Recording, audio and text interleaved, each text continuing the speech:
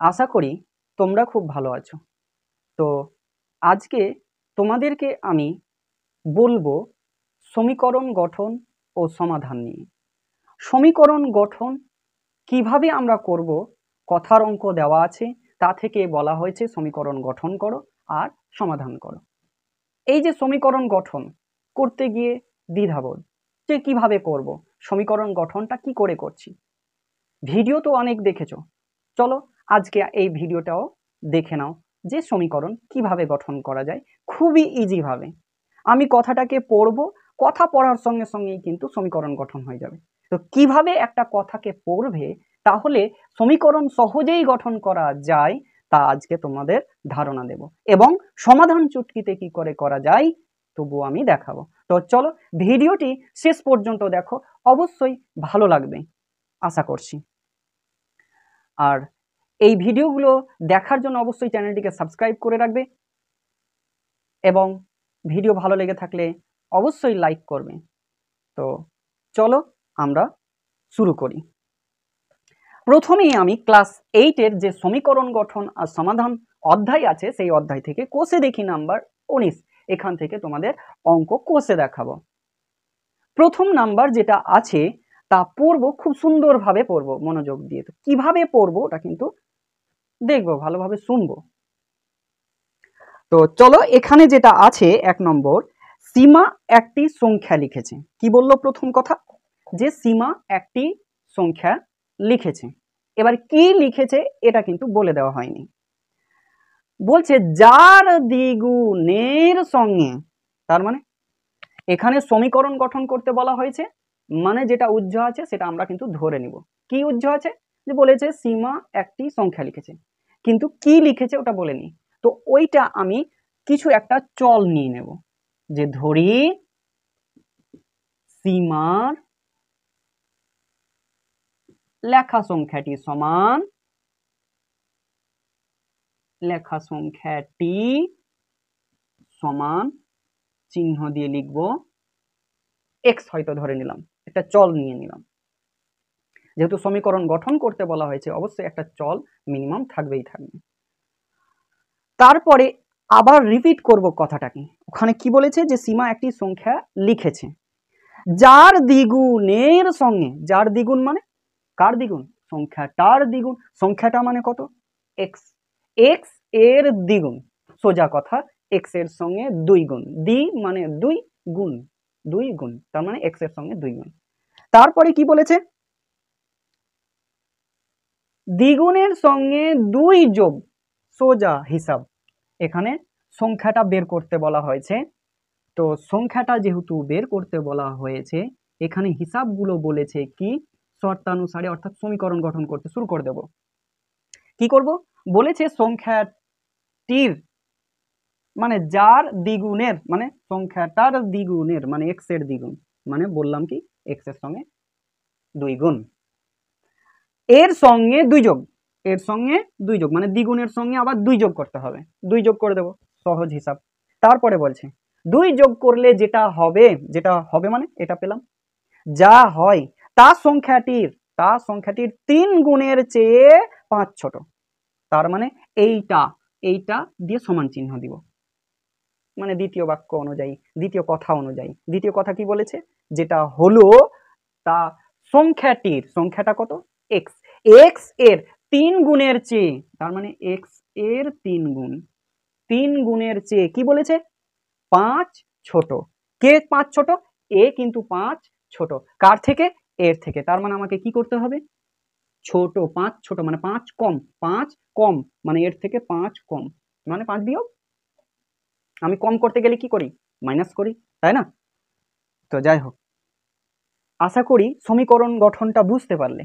এবার কিন্তু এখান থেকে সমাধান করব, অবশ্যই কমেন্ট করবে বুঝতে পারলে কিনা। তো চলো এবার কিন্তু আমি সমাধান করব। সমাধান করা খুবই ইজি।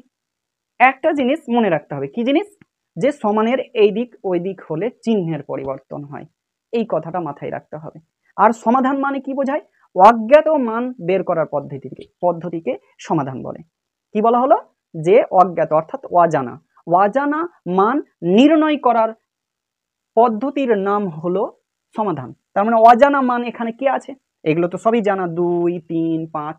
যদি তোমাকে 2 কেজি আলুর কথা বলা হয় অবশ্যই তুমি বুঝে যাবে যে হ্যাঁ 2 কেজি আলু বাটখারা তো আছে, কিন্তু এক্স কেজি যদি আলু বলা হয় এটা আমরা বুঝি না, অর্থাৎ অজানা বলতে এখানে এক্স জিনিসটাকে বলছি। তার মানে এখানে কার মান বের করব, এক্স এর মান। তো চলো এক্স এর মান কি করে বের করি।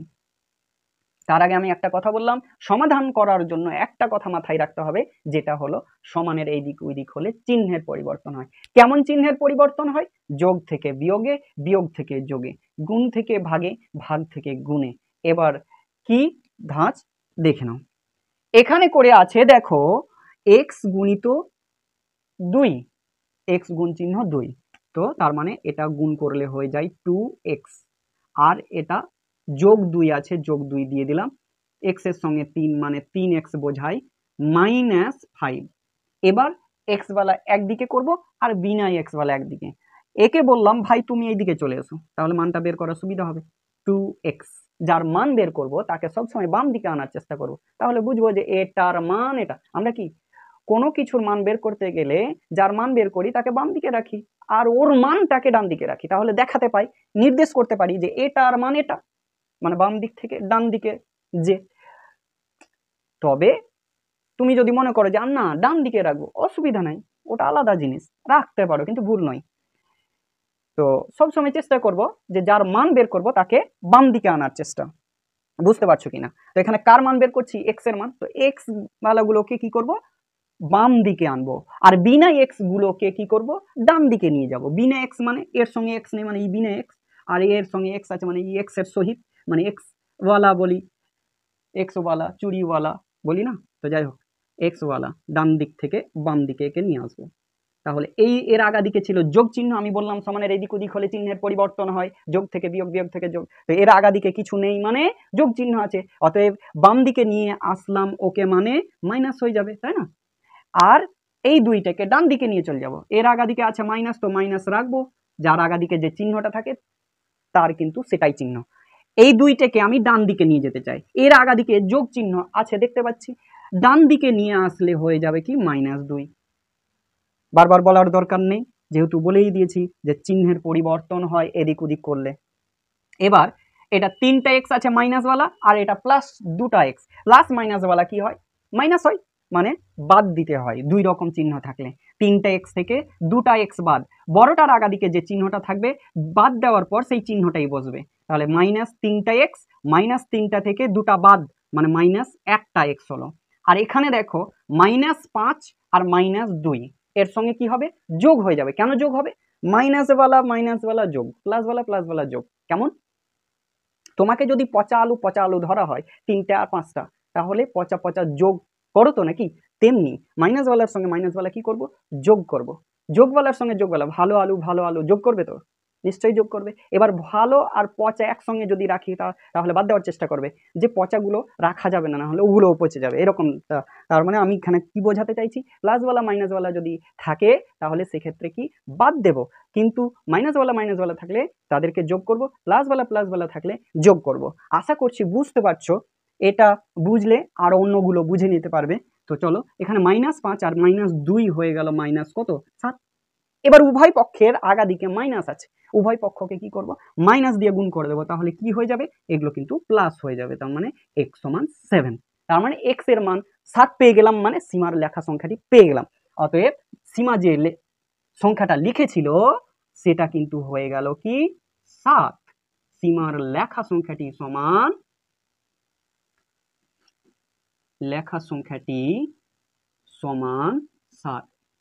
কেমন বুঝতে পারছো অবশ্যই জানাবে, তাহলে আমি বুঝতে পারবো যে না আমি বোঝাতে পারছি, এবং আমাকেও ভালো লাগবে যদি কমেন্ট করো। অবশ্যই ভিডিওগুলো লাইক করে দেবে। এরপরে আমি তারপরেরটা কি করে করব দেখাবো।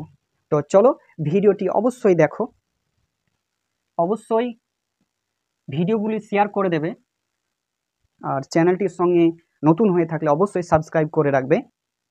তো চলো এবার 2 নম্বর অঙ্কটি করব।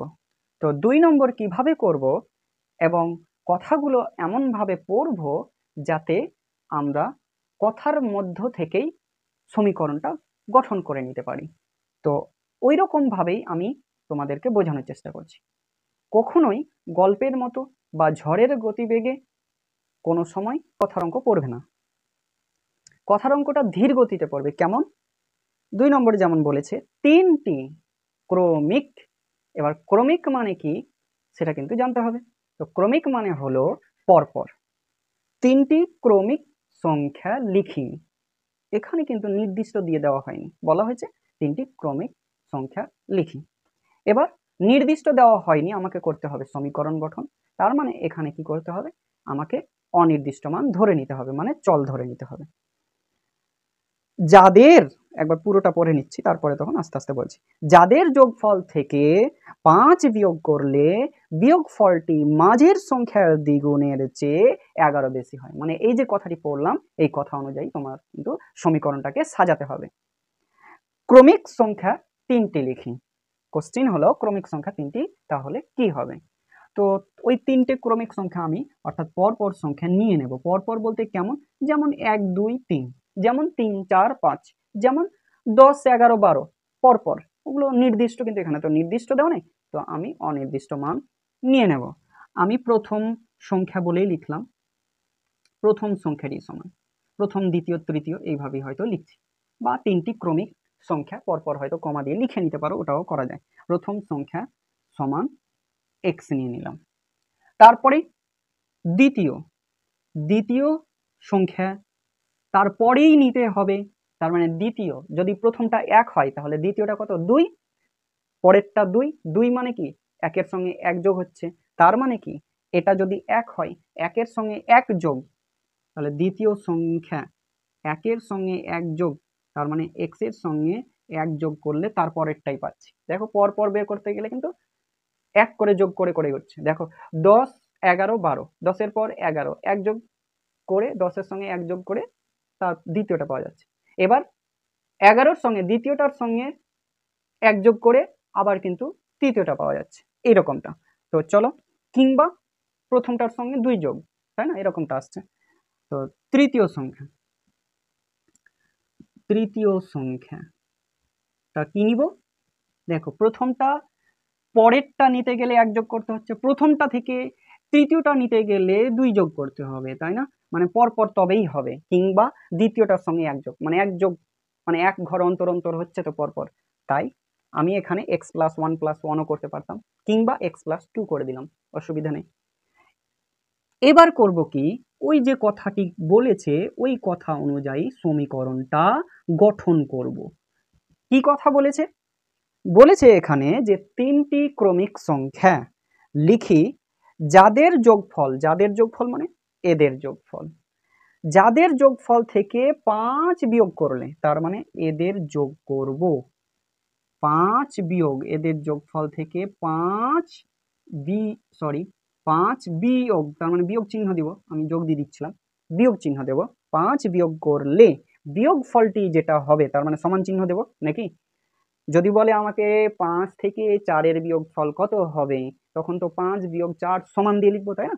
তো এখানে বলেছে ওই রকমটাই, যে যাদের যোগফল থেকে 5 বিয়োগ করলে বিয়োগফলটি মাঝের সংখ্যার, তার মানে মাঝের সংখ্যা এখানে কি, মাঝখানে যে আছে দুটার মধ্যেখানে যেটা, তাহলে মধ্যেখানে আছে কি x + 1, মাঝের সংখ্যার দ্বিগুণ, মানে 2 গুণ 2 গুণ এর 2 গুণ এর চেয়ে 11 বেশি, 11 বেশি, এটা 11 বেশি, তার মানে এর সঙ্গে 11 যোগ করলে তবেই এটার সঙ্গে এটা সমান সমান হবে, তাই না?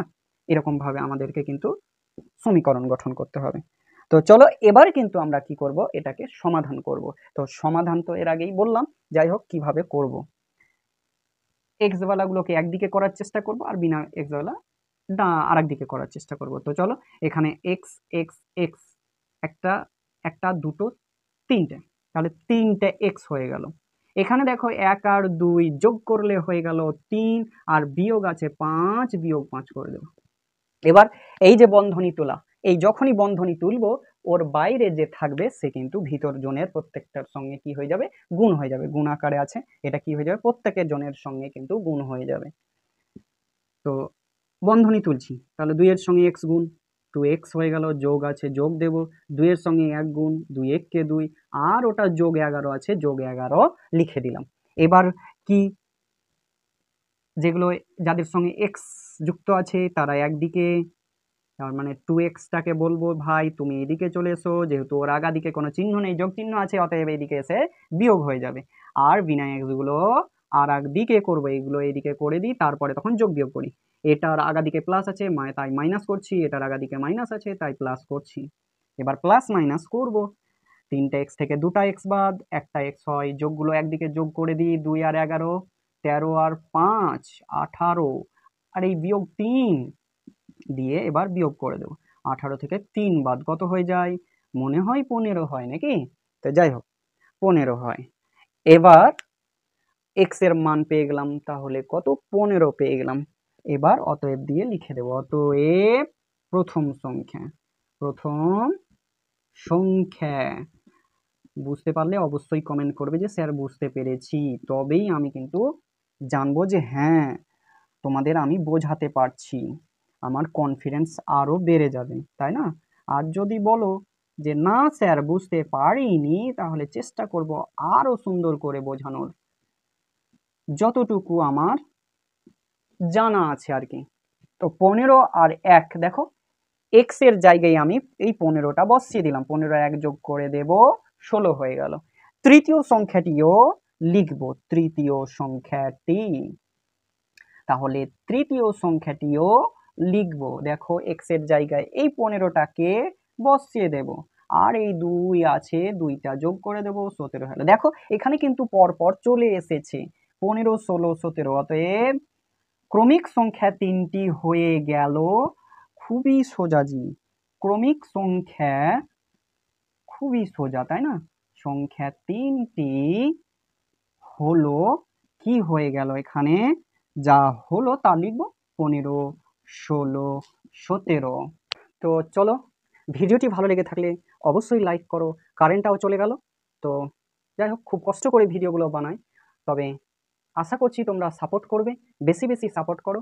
খুব কষ্ট হয় ভিডিও বানাতে, তো চলো, তোমাদের সাপোর্ট কিন্তু ঠিক মতো পাচ্ছি না, কেননা জানি না আমি কেমন অঙ্ক করাচ্ছি, তবে এতটুকু আমার কনফিডেন্স যে আমি চেষ্টা করি সহজভাবে তোমাদের দেওয়ার, অর্থাৎ সহজভাবে দিতে পারি, এইটুকুটা আমার কনফিডেন্স।